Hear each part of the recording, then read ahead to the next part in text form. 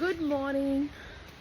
So दसैँको घाम चाहिँ यति डरलाग्दो लागिसकेको छ र तपाईहरु सम्पूर्ण नेपाली जहाँ पनि हुनुहुन्छ है, देश विदेश बाहिर भित्र जहाँ पनि हुन्छ है, हामी सबैको तर्फबाट ह्यापी दसैँ भन्न चाहन्छु र welcome back to my another vlog, another mini vlog. So आज चाहिँ मेरो पूजाहरू सकेँ मैले।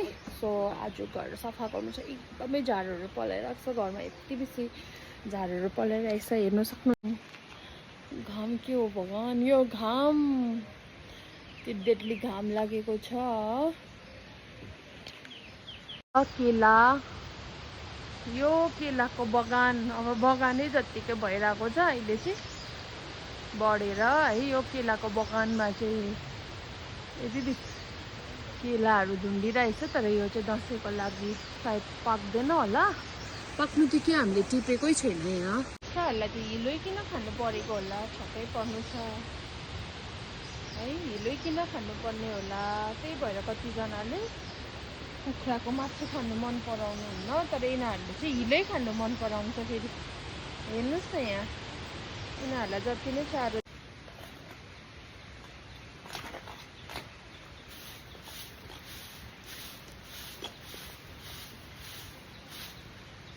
कहिले सक्नु आँटेन आन्टी,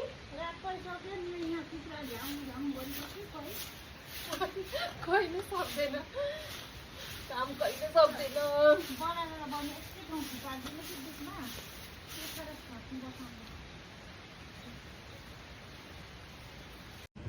सो यहाँ देख्नु सक्नुहुन्छ मैले अस्ति भटमास रोपेको थियो। सो भटमास पनि मजाले खाने बेला भएको छ।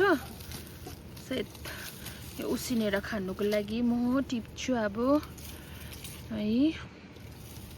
भटमास मजाले फलेको छ। नकाट्नु न, त्यो त फुल्नु आँटेको छ, हेर्नुहोस् त। यही पनि मुनि मुनिको काटिदिउँ है आन्टी, यो मुनि मुनि काटिदिउँ। भइसकेको छ हजुरले यहाँ देख्न सक्नुहुन्छ। एकदम यो हो हाम्रो खुसी, हेर्नुहोस् न। यसले चाहिँ खुसी आइन्छ, साह्रो क्युट छ हेरेर, तर मैली छ हेर पो त। मैली भएर बसेपछि त हेलो भनिदिनुहोस्। हेलो, से हेलो,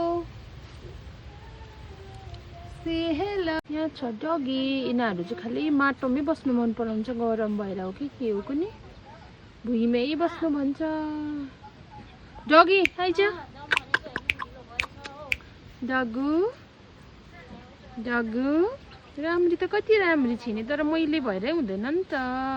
यहाँ सुतिरहेछ अर्को बिल्ली। यिनीहरू चाहिँ खालि भुइँमै सुत्नु मन पराउँछ। तर यो बिल्लीहरू पनि कोही भाँडामा, कोही भुइँमा, कोही छाता मुनि। के भयो है लियो, यसको नाम चाहिँ मैले राखिदिएको लियो। आइज,